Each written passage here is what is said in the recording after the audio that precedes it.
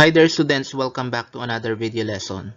So after we've discussed different concepts and theories on circles, so for this video lesson, so we will be applying them through solving word problems on circles. So for the lesson objective, we will apply theorems in solving word problems on circles. So let us have problem number 1. Carl's weekly allowance is 600 pesos. He spent 240 pesos for food, 150 pesos for transportation, 120 pesos for education, 60 pesos for entertainment, and the remaining amount is intended for his savings. So refer to the graph on the right. So ito po yung ating circle graph. Wherein, nakikita po natin dyan kung paano hinati yung weekly allowance ni Carl's. So, ayan, Carl's weekly budget allocation. So, yung ating mga items, savings, food, transportation, education, entertainment. As you can see, kitang-kita na yung highest percentage or highest portion or biggest portion ng ating pie graph is intended for food. And then, yung pinaka-konti dyan is yung savings. So for question number 1, what percent of Carl's budget is allocated for each item? So ang kukunin po natin dito kung anong parte ng kada item ang bahagi niya dun sa kabuuang budget ni Carl, which is 600 pesos. So ito po yung ating table. So on the first column, we will see there yung mga items. So, yung mga pinagkakagastusan ni Carl, ayan, food, education, transportation, entertainment, and savings. So, based dun sa ating problem, hindi po given yung amount of savings. So, paano kukunin yung savings na 30 pesos? So, ang gagawin lang po natin is i-add lahat natin yung budget for food, education, transportation, entertainment, and then isusubtract natin siya dun sa total budget which is 600 pesos. And then, yung sum nung apat na yun is 570 pesos. Kaya kapag sinubtract sa 600, ang lilitaw na amount of savings is only 30 pesos. Now, to get the percentage of Carl's budget allocation for each item, ang gagawin lang natin is i-divide natin yung budget dun sa kabuuan. So, ang mangyayari, ayan, 240 pesos, ito yung budget for food ni Carl. I-divide po yan sa 600. So, yung 600, ito po yung total weekly allowance ni Carl. So, kapag dinivide po natin ng 240 sa 600, ang lilitaw po sa nasagot is 0.40. Okay, or katumbas no 40%. So, ang gagawin lang po natin dito, 0.40 is i-multiply natin sa 100 or just simply move 2 decimal places to the right. So, ayan. And then, yung 120 pesos naman for education, divide natin sa 600. Ang lilitaw po na sagot is 0.20 or 20%. And then, transportation, 150 pesos divided by 600 is equal to 0.25 or 25%. For entertainment naman, 60 over 600 equals 0.10 or 10%. And then yung savings naman natin, 30 over 600 pesos is equal to 0.05 or 5%. So tandaan lang po, yung mga decimal form na yan, yung ating mga sagot, ayan, mag-move lang po tayo ng 2 decimal places to the right o kaya naman mag-multiply tayo ng 100 para makuha natin yung percentage. And then, ang ating mga nakuha, 40%, 20%, 25%, 10%, and 5%, i-add lang po natin yan. Kailangan ng total po niyan is 100%. So, let us have question number 2. In the circle graph, find the measure of the central angles for each item.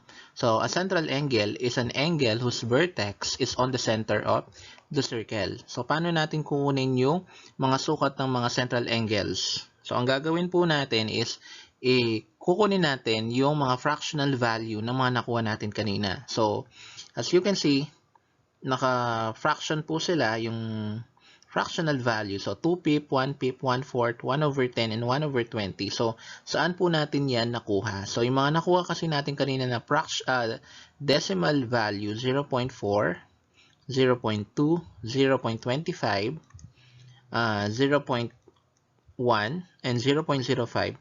So, pwede po natin yun i-express or i-convert into fractions. So, ayan po yung mga fractional value nila. And then, para makuha yung sukat ng bawat central angle is kailangan nating i-multiply yung mga fractional value sa 360 degrees. So, why is it 360 degrees ang kailangan nating i-multiply? Okay, it's because one rotation or one complete rotation of a circle is equal to 360 degrees. So, isang ikot ng circle. So, ayan. So, yung 2 pip, multiply natin sa 360 degrees, ang makukuha po nating sagot is 144 degrees. And then, 1 pip times 360 is 72 degrees. And then, yung 1/4 ng 360 is 90. So, parang dinivide mo lang yung 360 sa 4. Tapos, yung 360 sa 5. So, 360 times 1/4 is 90 degrees. Okay, so, equivalent siya sa right angle. And then, yung 1/10 times 360 degrees is 36 degrees. Okay, yung 10% ng 360 degrees. And then, yung 5% or 1/20 ng 360 degrees is equal to 18 degrees. And then, kapag inad po natin itong mga nakuha natin na yan, 144 degrees, 72 degrees, 90 degrees, 36 degrees, and 18 degrees. So, ang total po na sagot natin is 360 degrees. So, yung kabuuan po ng circle. So, let us have problem number 2. How far will the car travel in 50 rotations of the tire if the car wheel's diameter measures 20 inches each? So, ang gagawin po natin dito is kukunin muna natin yung circumference ng isang wheel ng car, wherein yung given diameter is 20 inches. And then, yung nakuha nating circumference, i-multiply natin sa 50 rotations para makuha natin kung gaano nakalayo ang natakbo ng car within 50 rotations.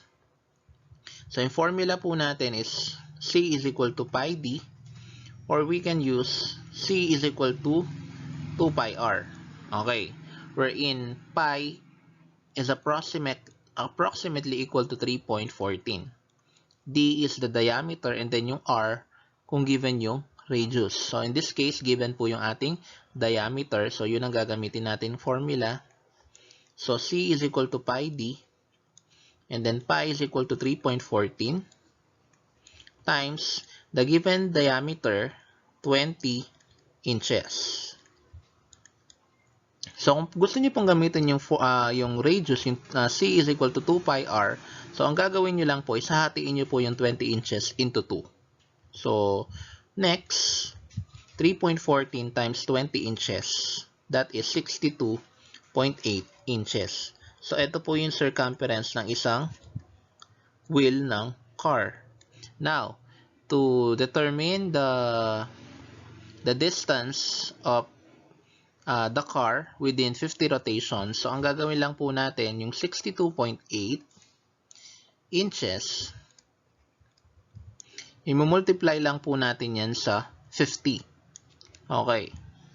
So, kapag po minultiply natin yan sa 50, ang lilitaw po na sagot is 3,140 inches. So, ganyan na po kalayo ang naitakbo ng car within 50 rotations. Given yung ating circumference is 62.8 inches. So, let us have problem number 3. Rodeline baked a circular pepperoni pizza for her 7 friends, which will be served as their snack while reviewing for the upcoming exam in mathematics. The pizza's diameter is 16 inches. If the pizza is to be cut into 8 equal slices, what is the measure of the angle formed by a slice of the pizza? What is the area of a slice of the pizza? So, ang una muna natin kukunin dito yung measure ng angle na napo-form ng isang slice ng pizza. Okay. So, para kunin yon, Sulat natin dito, slice of pizza. I-divide natin yung kabuuan ng circle, anong isang pizza, which is 360 degrees, dun sa bilang ng hati. So, i-divide po kasi yung pizza into 8 equal slices. Okay, so i-divide natin yun sa 8. Ang lilitaw po na sagot is 45 degrees. So, ibig sabihin, ang isang slice ng pizza, yung sukat ng angle na na-form nun is 45 degrees. Now, to answer the question, what is the area of a slice of the pizza? Okay, so ang gagawin po natin dito, kukunin natin kung what part of the whole pizza yung slice ng pizza. So basically, ang isang slice ng pizza ay 1/8 ng kabuuang pizza. So ibig sabihin, ang formula natin is 1/8 pi r squared, or pwede rin namang a is equal to pi r squared over 8. Okay, so ang gagawin natin, 1/8 times pi, so pi is 3.14, times yung radius natin dito, paano natin kukunin? So based dito sa ating problem, yung diameter po ng pizza is 16 inches. So since diameter po yun, kailangan po nating hatiin yung 16 inches na yon into 2. So, yung 16 inches, i-divide natin sa 2, that is 8 inches. Tsaka natin i-square. Next, 1/8 times 3.14 times the square of 8 inches is 64 square inches. So, 8 times 8 is 64. And then, pwede tayong mag-cancel dito. So, yung 8 tsaka 64, pwede natin yung i-cancel. So, 8 magiging 1 na lang. And then, yung 64 magiging 8. Tsaka natin i-multiply yung remaining factors. So, 3.14 times 8 square inches. So, yung area po ng isang slice ng pizza is equal to 25.12 square inches.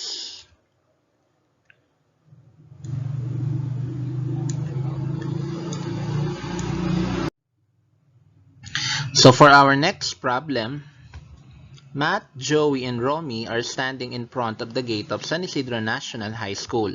They stand in different positions away from each other, as shown below. Their position forms an arc of a circle. So ito po yung illustration natin. Okay, ayan po yung gate ng school. And then, ayan, yung position ni na Matt, Joey, and Romy, nagpo-form po yan ng arc ng circle. So the question is, let X and Y be the ends of the garden's gate. If the viewing angle of Joey is 72 degrees, what are the measures of the viewing angles of Matt and Romy? Okay. So paano natin sasagutin ang tanong na yan? So based po sa given problem, yung viewing angle daw ni Joey is 72 degrees. Okay. So, para po sagutin ang tanong dyan, as you can see, si Matt tsaka si Romy, ini-intercept nila yung same arc. Okay? Nung ini-intercept ni Joey. So, since pareho nilang ini-intercept yung arc na yon, okay? So, ang ibig sabihin po nun, kung ano ang viewing angle ni Joey, yun din po ang magiging viewing angle ni Matt and Romy. So, ang sagot po dito is 72 degrees. Okay, so once po kasi in-intercept nila yung same arc na yon, so ang lahat ng sukat ng inscribed angles ay equal lang po. So, let us have problem number 5. In a restaurant, a table arrangement was made based on the number of customers. A bigger circular table is for 5 to 10 persons and a smaller circular table for 1 to 4 persons. At the center of each table, a circular flower vase is placed. The illustration of these tables is shown below. So, ayan po yung illustration ng given problem natin. So, dito po sa right, kung makikita nyo, ito po yung ating bigger table. Wherein, yung radius po ng ating table na yan is 55 inches. Okay. And then, yung second circular table naman natin, yung smaller one, so yung radius naman niya is 30 inches. And then, makikita mo nyo, meron po ditong nakadrawing na para pong common external tangents. Ayan po, ito. Tsaka po itong nasa ilalim. Okay, so ang layo po ng chair 1 sa chair 2 is 80 inches. Okay. So, let us have question number 1. What is the distance from vase 1 to chair 2? So, ayan po ulit ang ating illustration. Okay. Yung radius po ng bigger circular table is 55 inches. And then, yun naman pong radius naman po ng ating smaller circular table is 30 inches. Okay. Now, ang tinatanong po niya, what is the distance from vase 1 to chair 2? Okay, ito po yung ating vase 1. Ito naman po yung ating chair 2. So, ang tinatanong niya, gaano daw kalayo yung vase 1 sa chair 2? So, ang gagawin po natin dito is mag-drawing po tayo ng imaginary line. So, para i-connect natin sila. Hanggang makarating po tayo dun sa chair 2. Ayan, as you can see, nagpo-form po siya ng right triangle. Ayan po, ito. Yan po. Tsaka ito. Ayan. So, para po kunin kung ano ang distance ng vase 1 to chair 2, we will apply Pythagorean theorem.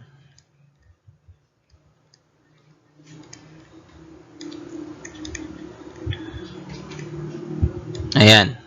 So, yung Pythagorean theorem, a squared plus b squared is equal to c squared. So, ibig sabihin po niyan, yung square ng hypotenuse, yung c, equal siya sa sum ng square ng dalawang legs.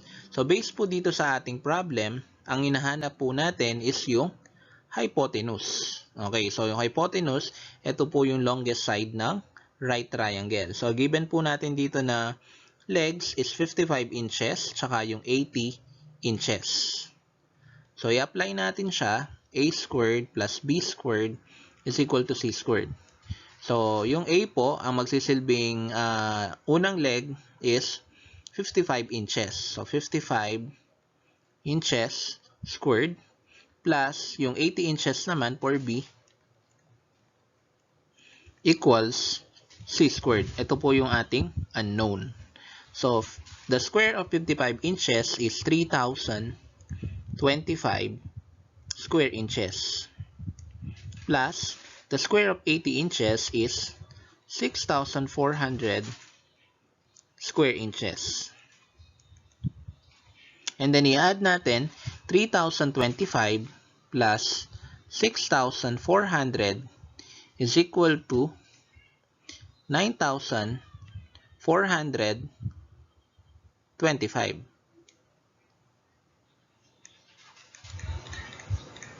square inches.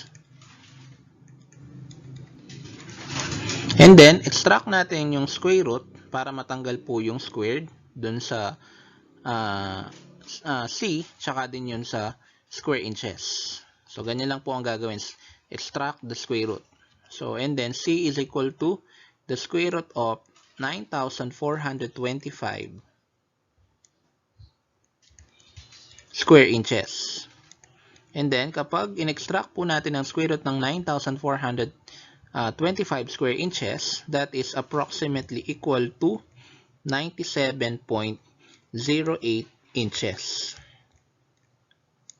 So, ang ibig sabihin po niyan, ang distansya po ng vase 1 dun sa chair 2 is approximately equal to 97.08 inches. So, let us have problem number 6. From the main entrance of the park, Noah may choose between two pathways to walk through the fountain of the garden. He is standing 13 meters from the center of the garden with an area of 78.5 square meters. So, ito po yung ating illustration. So, ito po yung ating circular fountain. And then, nasa main entrance po ng park si Noah. Okay, so pwede po siyang maglakad dito sa right o kaya naman dito sa kanyang left.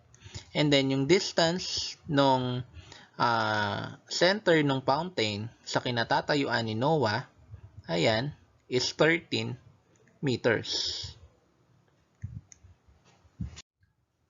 So, yung una nating tanong sa problem na yan, what is the radius of the circular fountain? Okay. So, paano natin kukunin ang radius ng circular fountain? So, given po yung area which is 78.5 square meters.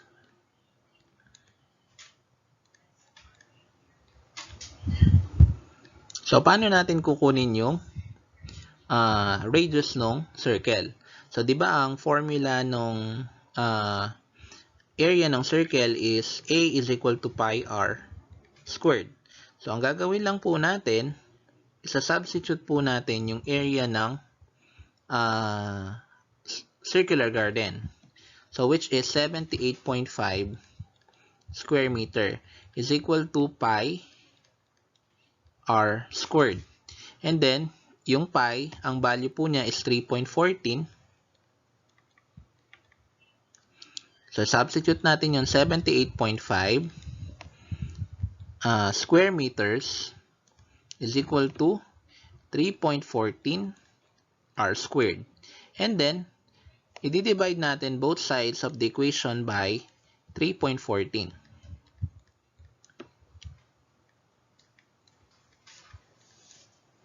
And then, kapag dinivide natin yung 78.5 sa 3.14, ang sagot po natin dyan dapat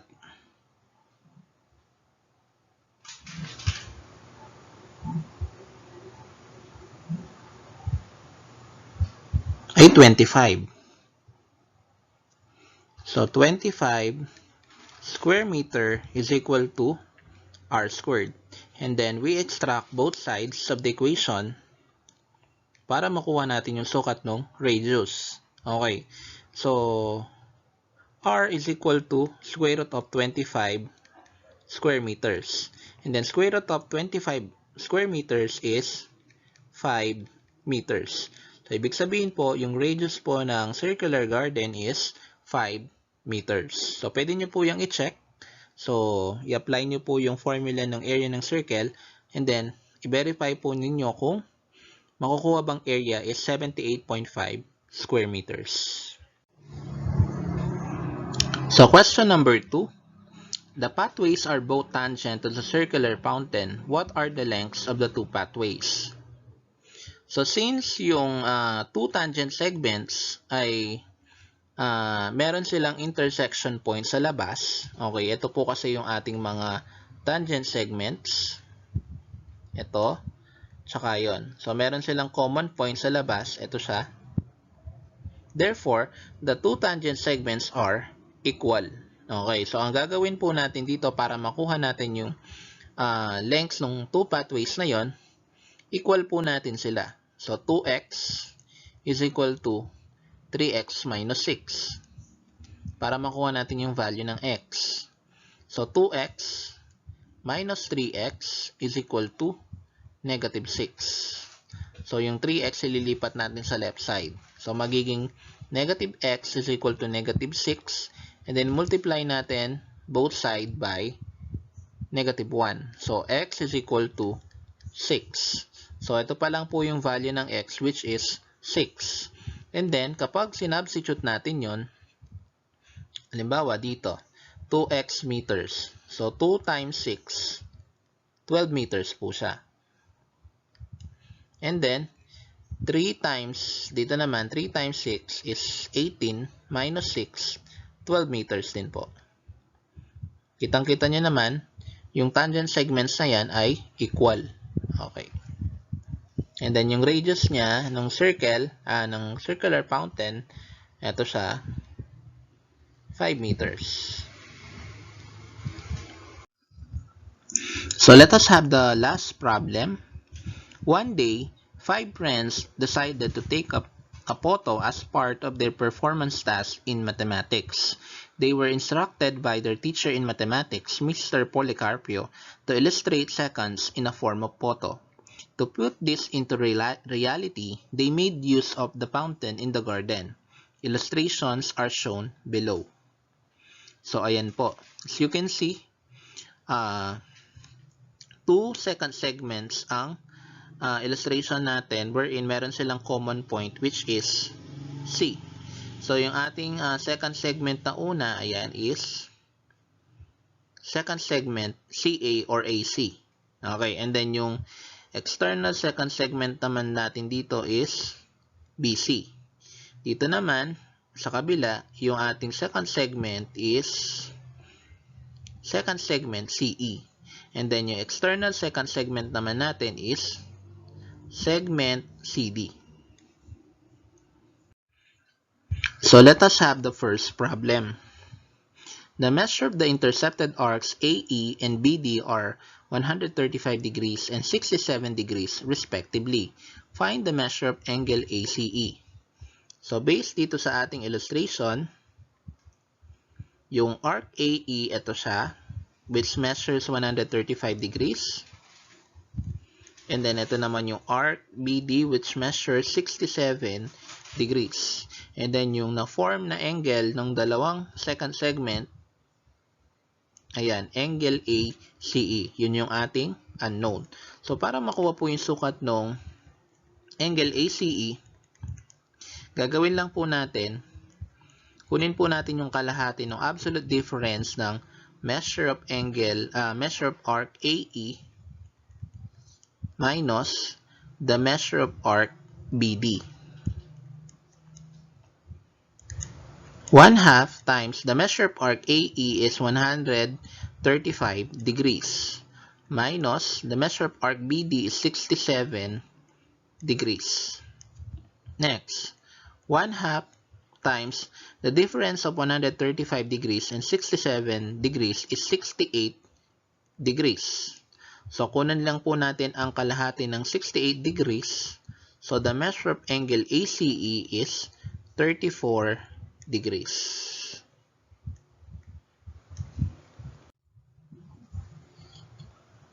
So, for question number 2, the distance from A to C is 24 feet, B to C is 18 feet, and E to C is 27 feet.